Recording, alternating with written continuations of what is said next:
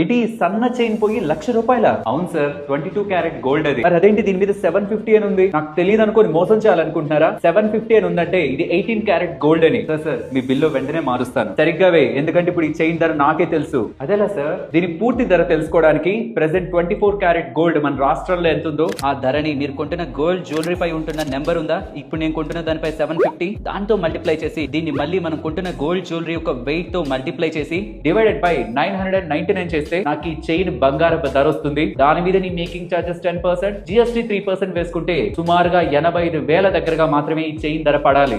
అంటే మీ బిల్లు కూడా అదే ఉంది సార్. మీరు ఈసారి బంగారం కొనే ముందు ఆ చైన్ మీద ఉంటున్న నెంబర్ ని చూడండి. ఆ నెంబర్ ఎంత ఉందనే దాన్ని బట్టి మీరు కొంటున్న బంగారపు ఆభరణం ఒక క్యారెట్స్ నిర్ణయించబడతాయి. ఒకవేళ దాని మీద ప్రింట్ చేసిన నెంబర్ పై మీకు అనుమానం ఉంటే ప్రతి బంగారు ఆభరణం పై HUID అని నెంబర్ ఉంటుంది. ఈ BIS కేర్ అనే యాప్ ని ఇన్స్టాల్ చేసుకున్నందులో ఆ HUID నెంబర్ పెడితే ఈ ఆభరణం మీద ఉంటున్న నెంబర్ అసలు కాదా అనేది కూడా మీరు చెక్ చేసుకోవచ్చు. ఈ బేసిక్ ఇన్ఫర్మేషన్ మన వాళ్ళకి తెలియక చాలా మంది జ్యువెలరీ షాప్ వాళ్ళు తక్కువ నాణ్యత ఉంటున్న బంగారాన్ని 22 క్యారెట్లు 24 క్యారెట్లు అని కూడా చెప్పి అమ్ముతున్నారు. బంగారం కొనే ప్రతి ఒక్కరికి ఇన్ఫర్మేషన్ ని షేర్ చేస్తూ అలా వెళ్లే ముందు ఛానల్ ని సబ్స్క్రైబ్ చేయొచ్చు కదా.